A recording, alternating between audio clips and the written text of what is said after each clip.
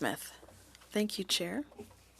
Another question, this one on foreign interference and national security.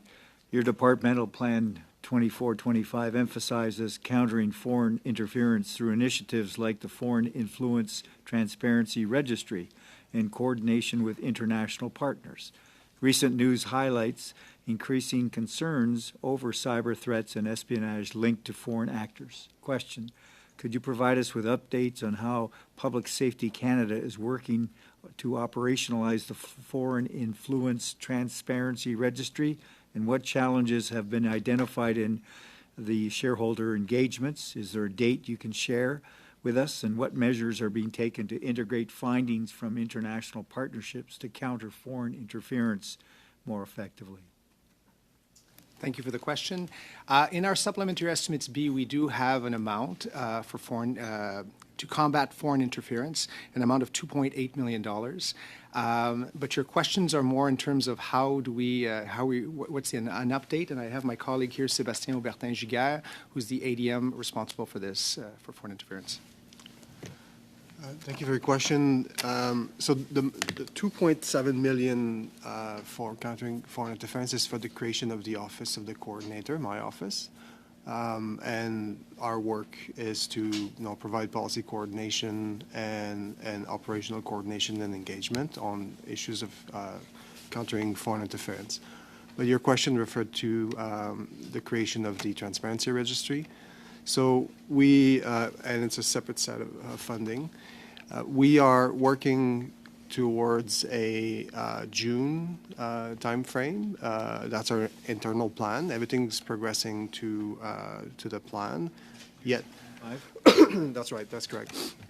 Though I might say, no, there could be a lot of contingencies along the way, but our internal plan is to be ready.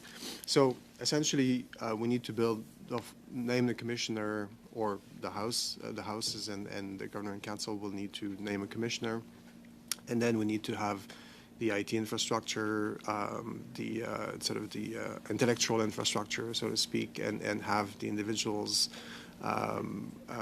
for the office, and before we can go and essentially put the FITA into force, and that's a GIC decision.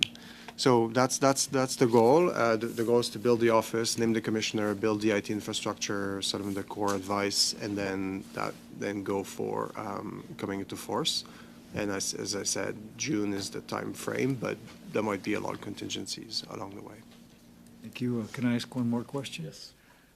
Looking at cybersecurity and critical infrastructure, with the initiatives like the National Cybersecurity Strategy and Bill C-26, the department aims to secure Canada's critical infrastructure and enhance public trust. What specific benchmarks have been set to evaluate the success of the National Cybersecurity Strategy within its first year? Well, we're renewing the strategy, so it needs to be implemented.